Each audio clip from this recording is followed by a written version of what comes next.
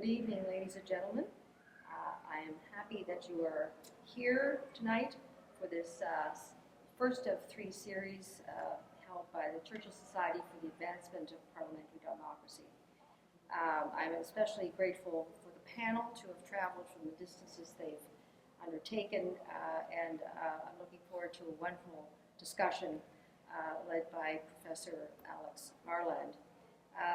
The Churchill Society is a nonpartisan charity. It is interested in promoting and participating in public discourse and education relating to the well-being of our Canadian parliamentary democracies.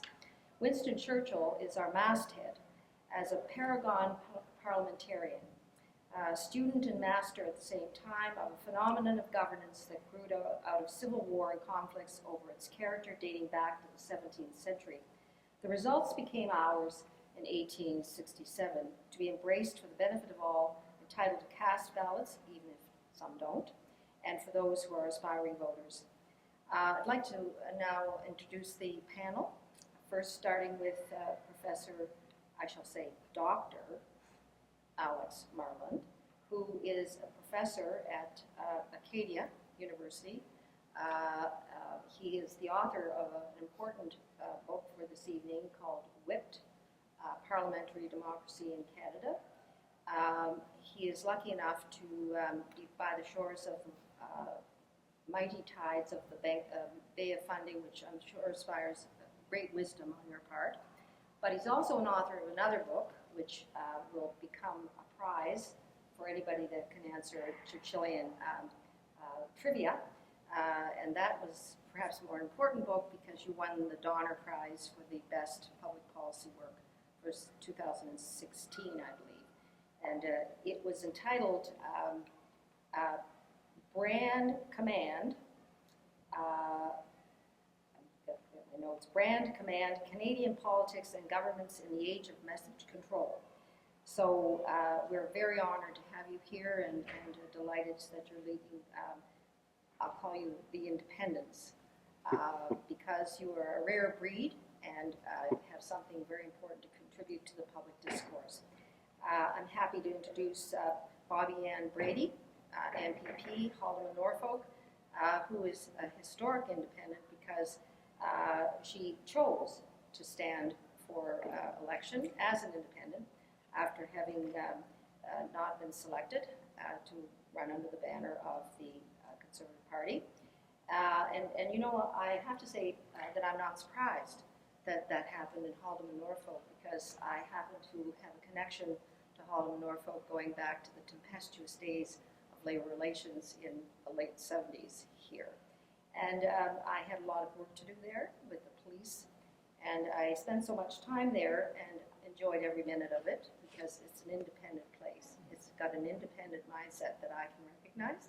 So I guess maybe they recognized somebody in me because they admitted me to being, looking for my badge, an honorary member of the police force. And there I am, February of 1979, an honorary member of the Halton Police Force, or the Haldimand-Norfolk Police Force.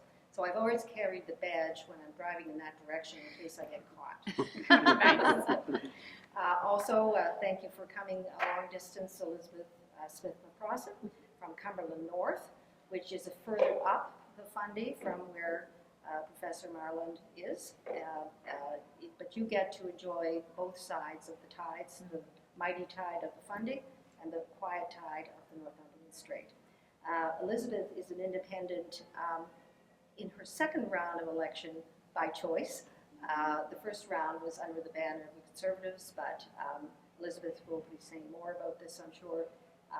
She became an independent midterm, and I happily ran into her in her constituency office, and I've been following your career with great interest, and can realize by following you both the magnitude of what you can do when you don't have the whip and the control of the party. And finally, Stuart Scott Sims, who was MP of a beautiful constituency in Newfoundland, coast of Bays, Centre, Notre Dame. from 2004 to 2021. And while actively representing your constituents as MP, you found the time to contribute to a set of essays done by other sitting parliamentarians, which is entitled Turning Parliament Inside Out, Practical Ideas for Reforming Canada's Democracy. And you are here tonight, and thank you very much, because your essay zoned in on the pitiful plight of the backbenchers and offered good solutions that we can resurrect and talk about and perhaps form a plan this evening. So I wanted to just say that our society has fortunately attracted a lot of people who have been very interested in parliamentary democracy and also have made their profession examining it. And I want to dedicate tonight's session to Peter H. Russell, Professor Emeritus of Innis College, U of T, who has just passed. He's no longer with us. But it's important that this be dedicated to him because he wrote a book amongst the many that he wrote that's important to the discussion this evening, and that is Two Cheers for Minority Government.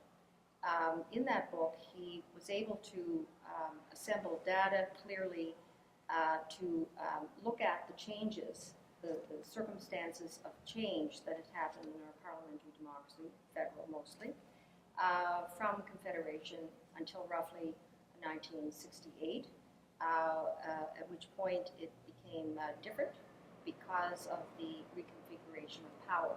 So he ended up concluding rightly that minority government was the best government in the circumstances of these changes, which he had to accept as permanent. And of course, one of them is party discipline being much more tight, the congregation of power in ministerial hands, with the accompanying loss of cabinet and caucus participation in the formation of policy and legislative initiatives, the dilution of debate, the limiting of opposition through various techniques. So he was able to clearly see the changes that had taken place compared to the first 100 years of our Confederation, and then be able to see that minority government was the best form in order to counteract some of the ills that have resulted from that. So I think his contribution was to see that Parliament is a zero-sum game, so that when power is lost over here, power is gained over there, and that makes the analysis a lot better in terms of measurement. And currently, measurement is quite intense globally on gauging whether democracies are declining or not. And a group, VDEM out of Sweden, has developed, an enormous number of factors in order to be very precise in coming to conclusions that in past days, for example, Michael Bobbi, Toronto Star, he, in 2013 said Parliament is broken. But of course it was imprecise and it led to no interest or discussion, whereas the measurement now being more textured, we can actually identify where the puts and takes are, and that's the contribution of Professor Russell's book. So hopefully there will be 3 sessions, this being the first, that will assemble the kind of data that the people who practice complexity theory will be able to hone in a more accurate way in order to determine where we're at and maybe perhaps get the attention of parliamentarians and people who have great ideas about reform and change. So without further ado, I'll pass the microphone over to Professor Marland and begin our work. All right. Thank you very much. Okay, so I just want to situate things. Excuse me, guys. Let's get that done first. Sorry, people Thank wanted you so water. Thank you. You have to share. This is all Taking we care of have. us. That's great. Well, we can pour some in each cup. Can I have some Perrier? Oh, yeah. Oh my goodness, look. Now I'm definitely going to be calling Liberal Elite drinking Perrier water. I feel bad. You guys don't have any to share with you. Sorry. It doesn't. I know. Just, what kind of Maybe conversation you we'll guys move having? Sure. Stay tuned with it. We should move that out too. All the Yeah, no kidding. Okay, ready? Okay, I just want to situate things by helping everybody here realize how fortunate we are to be joined by our guests. So, if we were to think about all of the politicians who have ever been elected in Canada at the federal or provincial level since 1972, and the reason why I picked 1972 is that was the first election at the federal level that party labels appeared on the ballot. Up to that point, you had your occupation. So from that point forward, people could not know who their individual representative was as long as they knew who the party was. So since 1972, if you were to take all of those people who have been elected, including three of you, you would be able to fill a mid-sized hockey arena. That's, I've counted. All right, so why do I use that as context? So let's narrow it down a little bit. If you were to take all of the people who were elected as an independent, so I'm not talking about people who left a party and sat as an independent, I'm talking about people who actually ran as an independent. They might have been part of a party before, or not, but who actually got elected, and when people went to vote, it said independent candidate. They would fill a small van since 1972. To get even more precise than that, the people who ran for the first time and got elected as an independent, who were not previously elected as with a party, and who ran and got elected for the first time as an independent, could sit in the front seat of that van. You are one of 5 people who has done it since 1972, as far as I can tell. It's quite an accomplishment. And so the types of perspectives that we're going to get from the three of you, you all bring similar perspectives and yet different perspectives. So in Scott's case, as a very long-time federal member of Parliament with the Liberal Party of Canada, and yet at the same time, you know, you serve in opposition, but also you're in the governing party, but you're also not afraid to push back from time to time. I've just mentioned about Bobbi and your ability to get elected on your own name is an incredible accomplishment in its own right, and since then, you've very much carved a name for yourself as somebody who champions the issues that matter to your constituents. And Elizabeth has gone through a lot of challenges to get to the point where you are. And sometimes party politics can be rough and tumble. And yet you've persevered and you've managed to get elected on your own name as well. So you all bring perspectives about party politics in different ways. And so what we're going to do this evening is talk about some of these perspectives. And what I'm hoping you'll do is share some of your stories.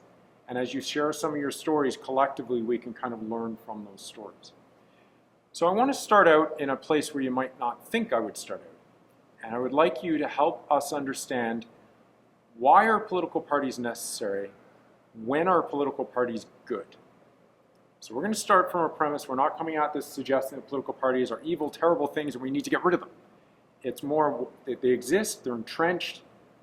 What is good about political parties in your experience? So whoever wants to start first.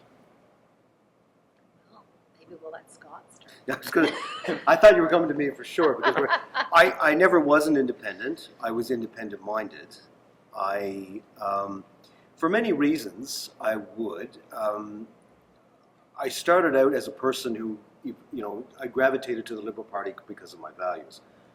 And that was way back in 2004. So at that point, it was Paul Martin who was the leader. The big benefit, I think, at that time of the party is that the machinery that surrounds you is easily attainable once you win a nomination. So one thing you can say to everybody is that, you're an independent when you go after the nomination for a particular party to a certain degree. You're independent of yourself because of the resources that you have to come into yourself. You can't even use a party logo if you run a nomination. And it's harder to raise money for reasons obvious. Now, once you win the nomination, you get the party machinery such as the advertising. You still have to pay for it, but it's at a reduced rate because everything is printed and so on and so forth. You get the big discounts. You get the benefit of people who have won before. You also get the benefit of people who've lost before, which I think is probably a more important question nowadays, which is if you want to win, learn from people who lost, because that's something that a lot of people don't realize. I'm sure you've experienced that in your own way. But that to me, the machinery itself allows you to be more efficient, especially if things like a snap election, and you don't have a lot of experience running.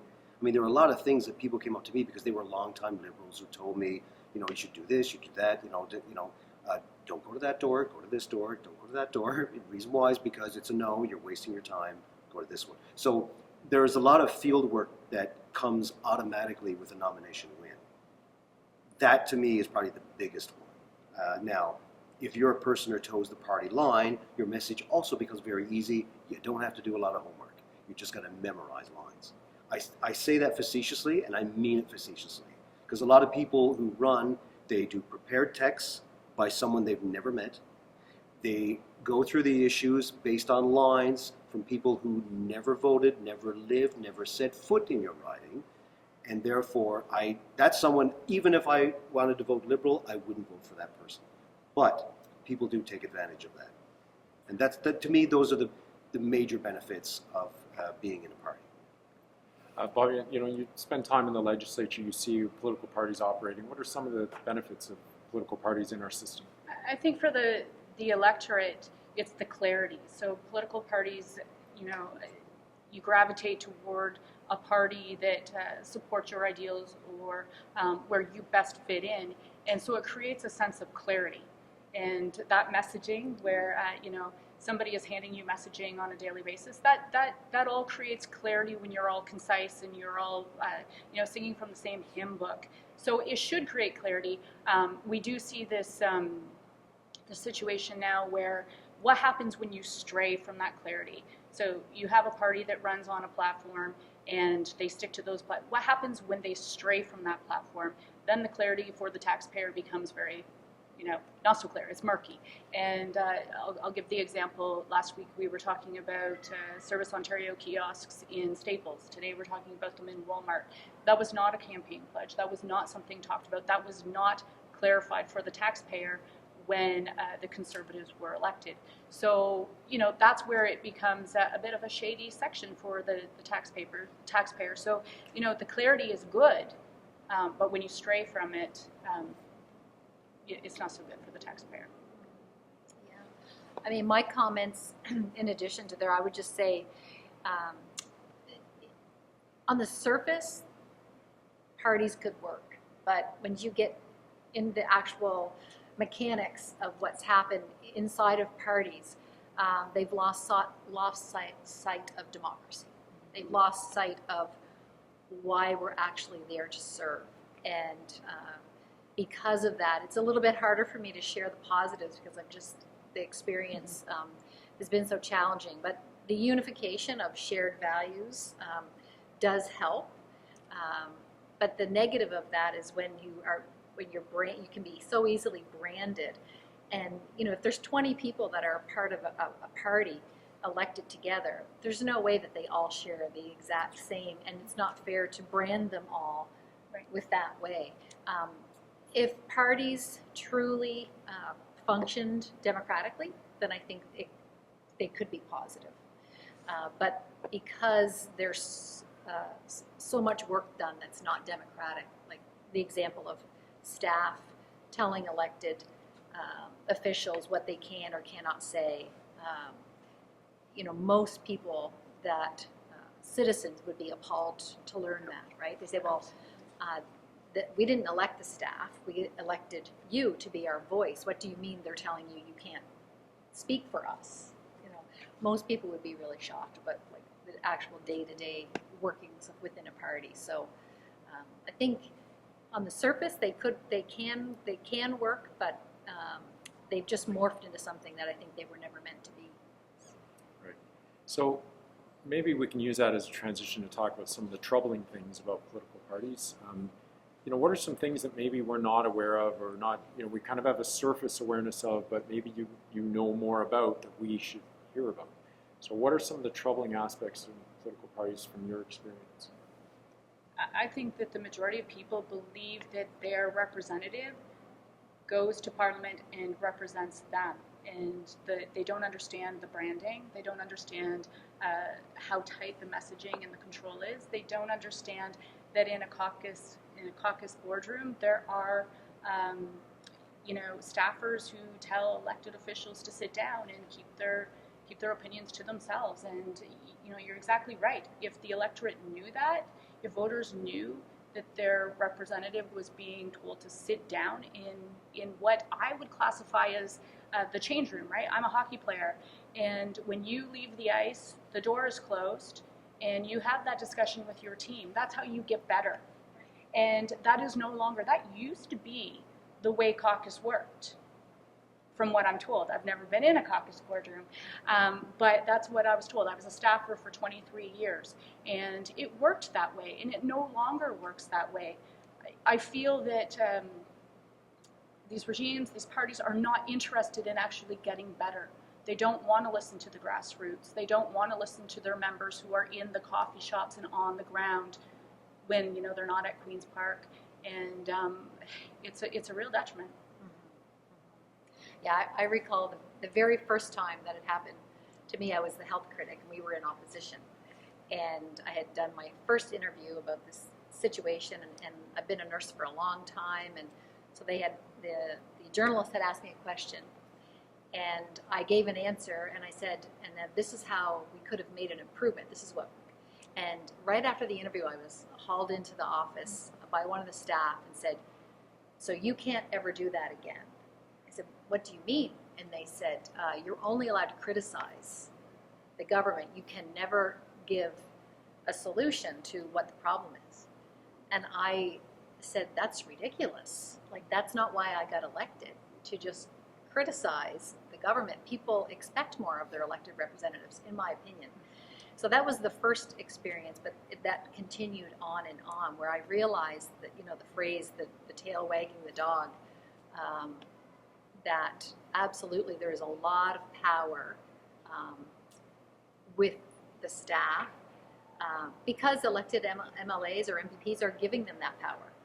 So if you stand up and say, "No, people didn't elect you, they elected me," then that takes you down a troublesome road too, because you're not towing the line. You're not. Yeah. Scott, we live in a world now where things are really fast.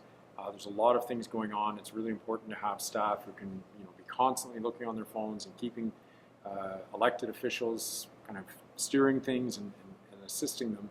There's a reason why there's so many of them, and yet the concerns that you've raised are actually fairly common from elected officials.